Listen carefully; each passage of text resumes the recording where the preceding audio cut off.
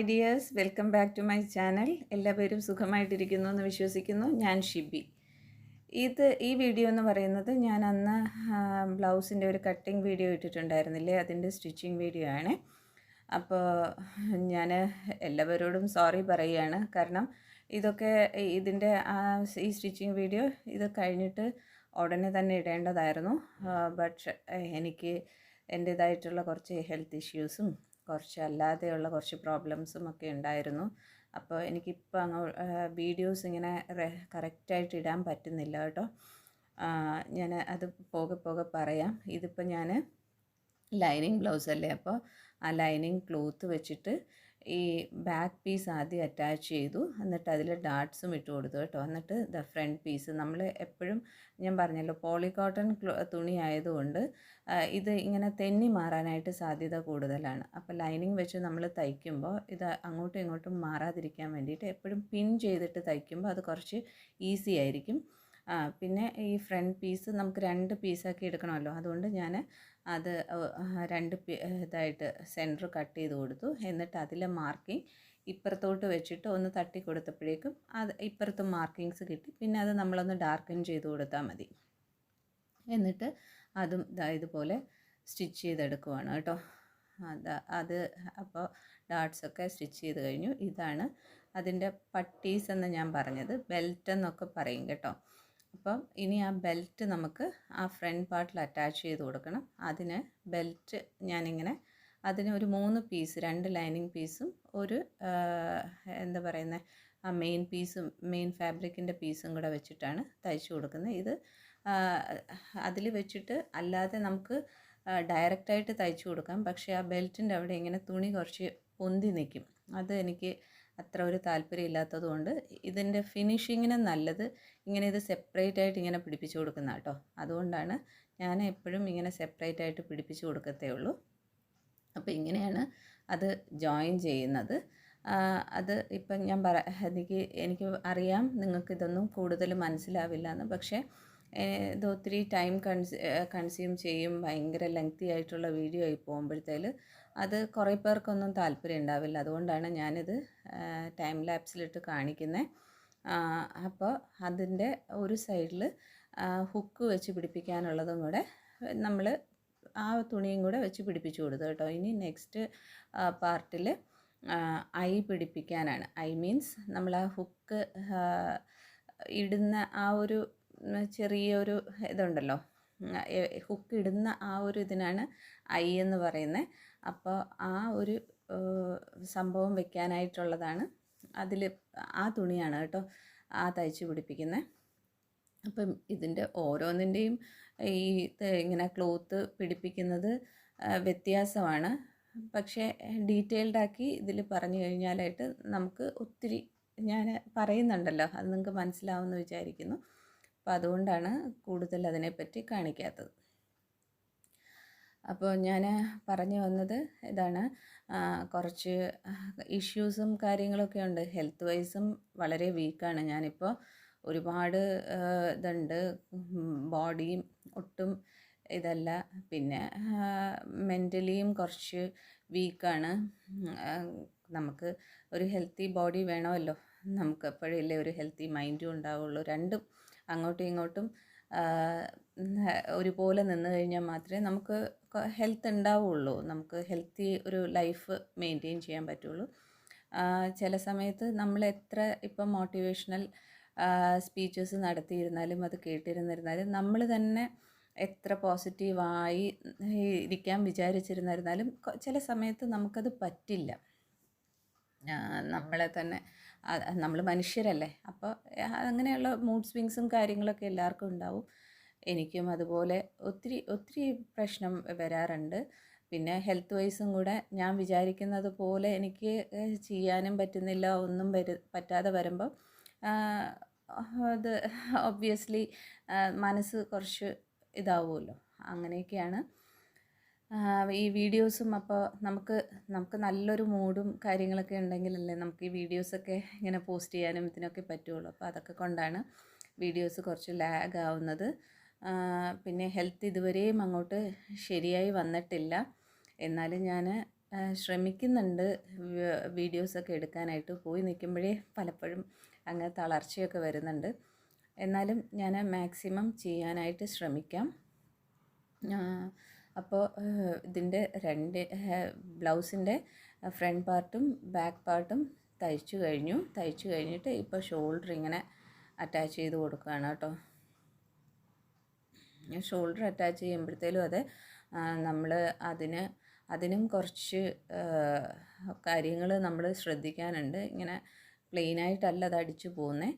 അതിൽ ഓരോന്ന് നമ്മുടെ കഴുത്തിൻ്റെ ഇതനുസരിച്ച് അതിനെ ഇങ്ങനെ ചെരിച്ച് വെട്ടിക്കൊടുക്കുന്നതിനൊക്കെ ഓരോ രീതികളുണ്ട്. അപ്പോൾ അങ്ങനെയൊക്കെ നോക്കിയിട്ട് തന്നെയാണ് ഞാൻ ചെയ്യുന്നത്. അപ്പോൾ ഇതിൽ നോക്കുമ്പോൾ സ്ട്രെയിറ്റായിട്ട് നമ്മൾ തയ്ച്ച് പോകുന്നതായിട്ട് തോന്നും, പക്ഷേ അങ്ങനെയല്ല. പിന്നെ ഇതെന്ന് പറയുന്നത് ഈ ക്ലോത്ത് നമ്മുടെ കഴുത്തിൽ ഇങ്ങനെ സ്റ്റിച്ച് ചെയ്ത് നമ്മൾ എന്താ പറയുന്ന ലൈനിങ്ങും മെയിൻ ഫാബ്രിക്കും കൂടെ അറ്റാച്ച് ചെയ്ത് കഴിയുമ്പോൾ അവിടെയൊക്കെ നൂലൊക്കെ പൊന്തിയിരിക്കുന്ന സ്ഥലത്ത് നമ്മൾ ഹെം ചെയ്തെടുക്കും. അതിന് വേണ്ടിയിട്ട് എപ്പോഴും ക്രോസ് പീസാണ് നമ്മൾ എടുക്കുന്നത്. അപ്പോൾ ക്രോസ് പീസ് ഞാനന്ന് വെട്ടുന്നത് കണ്ടായിരുന്നല്ലോ. അപ്പോൾ അത് ഇങ്ങനെ അറ്റാച്ച് ചെയ്ത് കൊടുത്തിട്ട് ഇങ്ങനെ ആക്കിയെടുക്കും. എന്നിട്ടാണ് അത് പിടിപ്പിച്ച് കൊടുക്കുന്നത്. ഇത് ക്രോസ് ആയിട്ട് കട്ട് ചെയ്യുന്നത് എന്തിനാന്ന് വെച്ച് കഴിഞ്ഞാൽ അപ്പോൾ നമുക്ക് ഇതിനെ എങ്ങനെ വേണേലും വളച്ച് തയ്ക്കാനായിട്ട് പറ്റും. സ്ട്രെയിറ്റ് പീസ് വെച്ചിട്ട് നമുക്ക് ഇങ്ങനെ കഴുത്തിനൊക്കെ എന്ന് പറയുമ്പോൾ അവിടെ കേർവ്സൊക്കെ വരുന്ന ഭാഗങ്ങളല്ലേ, ആ ഭാഗങ്ങളിലൊന്നും സ്ട്രെയിറ്റ് ആയിട്ട് നമ്മൾ തുണി വെച്ച് തയ്ക്കാമെന്ന് വിചാരിച്ചു കഴിഞ്ഞാൽ നമ്മൾ ഉദ്ദേശിക്കുന്ന രീതിയിൽ തുണി വളഞ്ഞ് വരില്ല. അതുകൊണ്ടാണ് എപ്പോഴും ക്രോസ് പീസ് കട്ട് ചെയ്തിട്ട് വെക്കുന്നത്. അതാകുമ്പോഴത്തേൽ നമ്മളുടെ കഴുത്തിൻ്റെ അതേ ഷേപ്പിൽ വെച്ചിട്ട് തയ്ക്കാൻ പറ്റും. അങ്ങനെ അതും ഇങ്ങനെ തയ്ച്ചെടുക്കുവാണ്. പിന്നെ ഞാൻ മോളുടെ ബ്ലൗസ് ഇതുവരെ മോള് ഇട്ടിട്ടുള്ളതിൻ്റെ ഫോട്ടോ കിട്ടിയിട്ടില്ല കേട്ടോ. അതുകൊണ്ടാണ് എനിക്ക് ഇതിൻ്റെ കൂടെ ഫോട്ടോയും കൂടെ ഒന്ന് ആഡ് ചെയ്യണം എന്നുണ്ടായിരുന്നു. പക്ഷേ ഈ വീഡിയോ പോസ്റ്റ് ചെയ്യുന്ന സമയം വരെയും അവളുടെ ബ്ലൗസ് എനിക്ക് കിട്ടിയിട്ടില്ല. പിന്നെ അവൾ പറഞ്ഞത് അവൾക്കും ഇപ്പോൾ പിള്ളേർ പഠിക്കാൻ വേണ്ടി പോയിരിക്കുന്നതെങ്കിലും അവിടെ പഠിത്തവും ജോലിയും ഒക്കെ ഉണ്ട്. രണ്ടും കൂടെ നടക്കുമ്പോഴത്തേൽ അവർക്ക് സമയവും കിട്ടുന്നില്ല. ഇപ്പോൾ കോളേജും ഉണ്ട്, പിന്നെ ജോലിക്കും പോകണം. അപ്പോൾ അവർക്ക് ഇതെല്ലാം കൂടി കഴിഞ്ഞ് തന്നെ കുക്കൊക്കെ ചെയ്ത് കഴിയുമ്പോഴേക്കും അവർ ശരിക്കും ടയർഡായി പോവുകയാണ്. അതുകൊണ്ടാണ് അവരും ഇങ്ങനെ അമ്മ ഞാൻ ഇടാമെന്നും പറഞ്ഞ് ഇങ്ങനെ ഇരിക്കുക കേട്ടോ. അവർ എപ്പോഴെങ്കിലും മോള് ഇട്ടിട്ടുള്ള ഫോട്ടോ അയക്കുമ്പോഴത്തേലും ഞാൻ ഏതെങ്കിലും ഒരു വീഡിയോയിൽ കൂടെ അതുകൂടെ ഒന്ന് പോസ്റ്റ് ചെയ്യാം കേട്ടോ. അപ്പോൾ കഴുത്തൊക്കെ പിടിപ്പിച്ച് കഴിഞ്ഞു. എന്നിട്ടിപ്പോൾ കൈ നമ്മൾ പ്ലീറ്റ്സ് എടുത്തിട്ടാണല്ലോ തയ്ക്കാനായിട്ട് കട്ട് ചെയ്തിരുന്നത്. അപ്പോൾ ഇങ്ങനെ പ്ലീറ്റ്സ് എടുക്കുവാണ് കേട്ടോ. അപ്പോൾ പ്ലീറ്റ്സ് എടുക്കുമ്പോഴത്തേലും ഞാൻ എപ്പോഴും ഒന്നുകിൽ ഒരു എൻ്റെ കയ്യിൽ വലിയ സൂചിയൊക്കെ ഉണ്ട്. അപ്പോൾ അത് വെച്ചിട്ട് ഇങ്ങനെ ഒന്ന് അതിൻ്റെ അകത്ത് വെച്ചിട്ട് ഇങ്ങനെ ഫോൾഡ് ചെയ്യുമ്പോഴത്തേൽ പെട്ടെന്ന് ക്ലോത്ത് ഫോൾഡായി വരും. മറ്റേ നമ്മൾ കൈ കൊണ്ട് തന്നെ ഇങ്ങനെ ചെയ്യാൻ നിന്ന് കഴിഞ്ഞാലായിട്ട് ഫോൾഡിങ് കറക്റ്റായിട്ട് കിട്ടുകയില്ല. അത് കുറച്ച് ബുദ്ധിമുട്ടാണ്. അപ്പോൾ അത് മേളിലുള്ള പ്ലീറ്റ്സ് തയ്ച്ചു കഴിഞ്ഞു. അപ്പോൾ ഞാൻ കഴിഞ്ഞ വീഡിയോയിൽ പറഞ്ഞിട്ടുണ്ടായിരുന്നില്ലേ, താഴെ ഞാൻ പ്ലീറ്റ്സ് വെക്കേണ്ടെന്ന് വിചാരിച്ചിട്ടായിരുന്നു ഞാനത് കട്ട് ചെയ്തത്. പക്ഷേ മേളത്തെ പ്ലീറ്റ്സും കൂടെ വെച്ച് കഴിഞ്ഞിട്ട് താഴെ പ്ലെയിൻ ആകുമ്പോൾ അതൊരു ഭംഗിക്കുറവ് പോലെ എനിക്ക് തോന്നി. നമുക്ക് തയ്ക്കുമ്പോൾ കുറേ ഐഡിയാസ് തന്നെ വരുമല്ലോ. അപ്പോൾ ഞാൻ താഴെയും കൂടെ പ്ലീറ്റ്സ് കൊടുത്തു. പിന്നെ കുഴപ്പമില്ല, എനിക്ക് അഡ്ജസ്റ്റ് ചെയ്ത് തയ്ക്കാൻ പറ്റുമായിരുന്നു.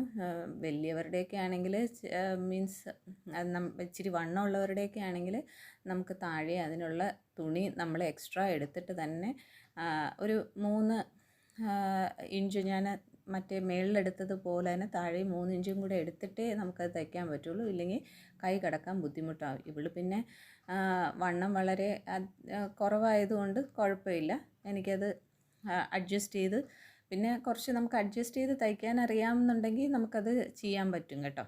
അപ്പോൾ ഞാനത് അഡ്ജസ്റ്റ് ചെയ്ത് തയ്ക്കുവാണ്. പിന്നെ അതിൻ്റെ പ്ലീറ്റ്സും വെച്ച് കഴിഞ്ഞിട്ട് ടോട്ടൽ 9 ഇഞ്ചസിൻ്റെ സ്ലീവ് ലെങ്ത്താണ്.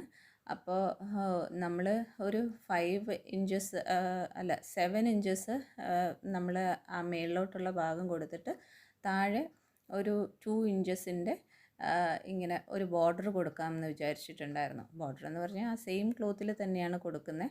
അപ്പോൾ അതിന് വേണ്ടിയിട്ട് ഞാൻ ഒരു തുണി കട്ട് ചെയ്തെടുത്തു. ദാ ഇങ്ങനെ അതിൻ്റെ ബോർഡർ കൊടുത്തിട്ടുണ്ട്.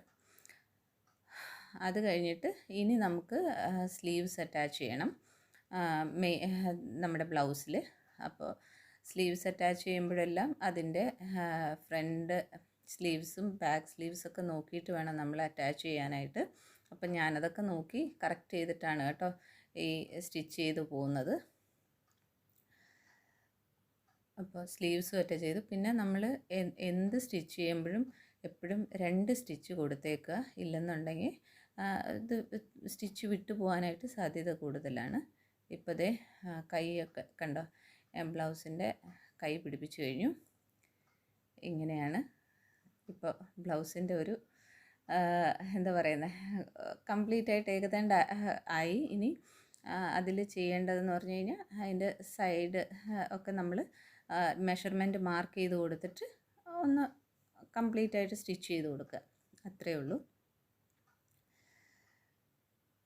ഇതാ ഞാൻ അതിൻ്റെ മോളുടെ ഹാൻഡ് റൗണ്ടും സ്ലീവിൻ്റെ ആ ഒരു എന്താ പറയുന്ന വണ്ണമൊക്കെ ഇങ്ങനെ ഒന്ന് മാർക്ക് ചെയ്ത് കൊടുത്തിട്ട് ബോഡിയുടെ വണ്ണവും ഒക്കെ ഒന്ന് മാർക്ക് ചെയ്ത് കൊടുത്തിട്ട് സ്റ്റിച്ച് ചെയ്യുവാണ്.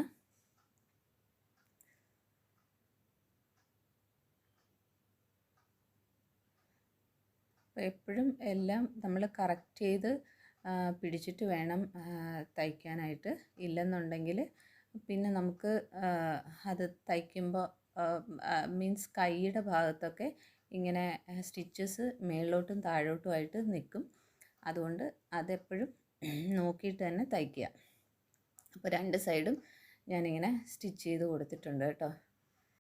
ഞാൻ നേരത്തെ പറഞ്ഞതുപോലെ തന്നെ നമ്മൾ സ്റ്റിച്ചസ് കൊടുക്കുമ്പോൾ എപ്പോഴും 2-3 സ്റ്റിച്ചസ് കൊടുത്തേക്കുക.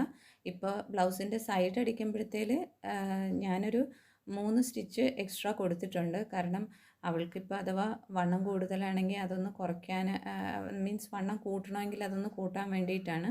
അപ്പോൾ 2-3 എണ്ണം ആകുമ്പോഴത്തേല് കുഴപ്പമില്ലല്ലോ. അവിടെ ഇപ്പോൾ സ്റ്റിച്ച് ചെയ്യാനായിട്ട് വേറെ മെഷീൻസും കാര്യങ്ങളൊന്നുമില്ല. അപ്പോൾ ഇതാണ് നമ്മുടെ ഇതിൻ്റെ ബ്ലൗസിൻ്റെ ഫൈനൽ ലുക്ക്. ഇത് ഞാനിപ്പോൾ ഇതിൻ്റെ ഹെമ്മിങ് ഒക്കെ ചെയ്ത് കഴിഞ്ഞു. ഐയും ഹുക്കും ഒക്കെ പിടിപ്പിച്ചതിന് ശേഷമുള്ള ഫൈനൽ ബ്ലൗസ് ഇതാണ്. അപ്പോൾ നിങ്ങൾക്കെല്ലാവർക്കും ഈ വീഡിയോ ഇഷ്ടമായെന്ന് വിശ്വസിക്കുന്നു. സബ്സ്ക്രൈബ് ചെയ്യാതെ ആരെങ്കിലും പുതിയതായിട്ട് വീഡിയോ കാണുന്നുണ്ടെങ്കിൽ ദയവായിട്ട് ഒന്ന് സബ്സ്ക്രൈബ് ചെയ്തേക്കുക. അപ്പോൾ നിങ്ങൾക്ക് ഈ വീഡിയോ ഇഷ്ടമായാൽ ലൈക്ക് ചെയ്യാനും ഷെയർ ചെയ്യാനും സബ്സ്ക്രൈബ് ചെയ്യാനും മറക്കരുത്. അപ്പോൾ ഇനിയൊരു വീഡിയോ ആയിട്ട് കാണുന്നത് വരേക്കും ബൈ ബൈ, ടേക്ക് കെയർ.